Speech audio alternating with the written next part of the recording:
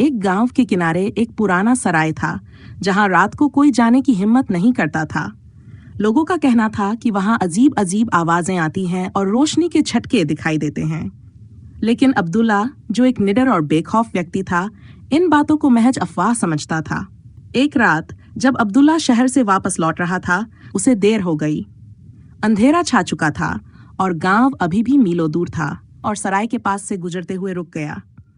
रात यहीं गुजार लेता हूँ, सुबह होते ही गांव चला जाऊंगा, अब्दुल्ला ने खुद से कहा।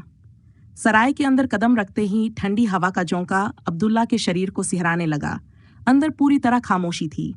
अब्दुल्ला ने बिस्तर पर लेटने की तैयारी की। अचानक एक सरसराहट भरी आवाज सुनाई दी। तुम यहाँ क्यों आए हो? अब्दुल्ला ने घबराकर इधर उधर देखा, लेकिन कमरा खाली था। कौन है? सामने आओ, अब्दुल्ला ने ऊंची आवाज में कहा। दिए की रोशनी मध्यम होने लगी और कमरे के कोने से एक परछाई उभरने लगी। वह परछाई धीरे धीरे एक लंबे आदमी की शक्ल लेने लगी। ये जगह तुम्हारे लिए नहीं है, यहाँ से चले जाओ वरना पछताओगे, परछाई ने धीमी मगर धमकी भरी आवाज में कहा। अब्दुल्ला ने खुद को संभाला और कहा, मैं किसी अफवाह पर यकीन नहीं करता और न ही किसी परछाई से डरता हूँ। अगर तुम कुछ कर सकते हो तो कर लो। ये सुनते ही परछाई जोर से हंसते हुए हवा में घुल गई। अब्दुल्ला ने सोचा शायद यह उसकी थकान का असर है, लेकिन जैसे ही वह बिस्तर पर लेटने के लिए पलटा, बिस्तर अचानक कठोर हो गया, जैसे किसी ने उसे जकड़ लिया हो।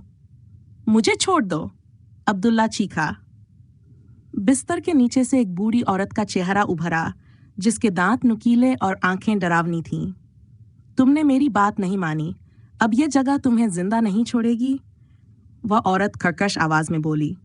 अब्दुल्ला ने अपनी सारी हिम्मत जुटाई और कुरान की आयतें पढ़ना शुरू कर दिया। जैसे ही आयतों का असर बढ़ा, औरत चीखने लगी और एक जोरदार धमाके के साथ गायब हो गई। कमरा फिर से शांत हो गया और दिया फिर से जलने लगा। सुबह के वक्त अब्दुल्ला गांव पहुंचा और उसने लोगों को अपनी कहानी सुनाई। लोगों ने बताया कि यह सराय एक जादूगर की थी जो कई साल पहले मर चुका था, लेकिन उसकी आत्मा अब भी वहां भटकती है। इसके बाद अब्दुल्ला ने कभी रात को वहां रुकने की हिम्मत नहीं की और उस सराय को पूरी तरह वीरान छोड़ दिया गया।